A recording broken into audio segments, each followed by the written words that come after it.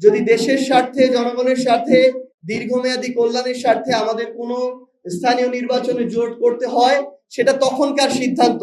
সেখানে যদি এই সিদ্ধান্ত বাস্তবায়ন হয়, কেউ থাকতে পারে, কাউকে উইথড্র করা হতে পারে, কিন্তু এখন পর্যন্ত আমরা এককভাবে আমাদের যে স্থানীয় নির্বাচন, সেই নির্বাচনের প্রস্তুতি চালিয়ে যাচ্ছি এবং আশা করছি খুব স্বল্প সময়ের মধ্যে উপজেলা চেয়ারম্যান, পৌরসভা মেয়র এবং সিটি কর্পোরেশনের মেয়র পদপ্রার্থীদেরকে আমরা এনসিপির পক্ষ থেকে ঘোষণা করতে পারবো।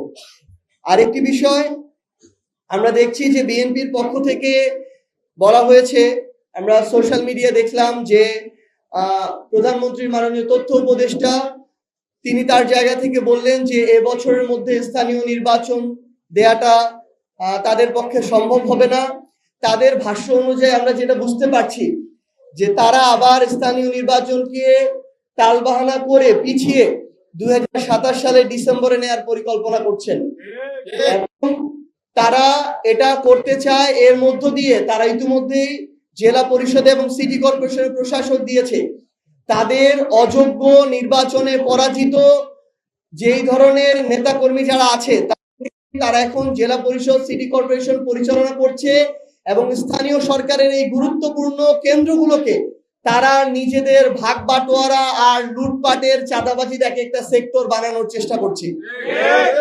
তারা জাতীয় নির্বাচনের আগে বলেছিল যে যত দ্রুত জাতীয় নির্বাচন দেয়া প্রয়োজন দেশের জন্য, মানুষের সেবার জন্য। তাহলে এখন তারা সরকার গঠন করেছে, এখন কি মানুষের সেবার প্রয়োজন নেই? এই উত্তর তাদেরকে দিতে হবে। উপজেলা পর্যায়ে কোনো উপজেলা চেয়ারম্যান এই মুহূর্তে নেই। তারা আবার তাদের পূর্বের ক্ষমতাকে কুক্ষিগত করার যে পায়তারা, সেই পায়তারা শুরু করছে। তাদের আমরা কথা শুনতে পাচ্ছি তারা নাকি উপজেলা পরিষদ বিলুপ্ত করার চেষ্টা করছে। এই ধরনের ক্ষমতাকে কুক্ষিগত করা, তাদের সংখ্যাগরিষ্ঠ এমপিদের মধ্যে দেশের জনগণের সকল অধিকারকে পুঞ্জীভূত করে সেখানে ছড়ি ঘুরানো, এই ধরনের তারা যদি অপশাসন আবার কায়েম করতে চায়, এটা তাদের জন্য হিতে বিপরীত হবে। এই জন্য আমরা তাদেরকে আহ্বান করব অতি দ্রুত সময়ের মধ্যে সিটি কর্পোরেশন এবং উপজেলা ও পৌরসভা নির্বাচন যেন তারা এ বছরের মধ্যেই তাদেরকে দিতে হবে।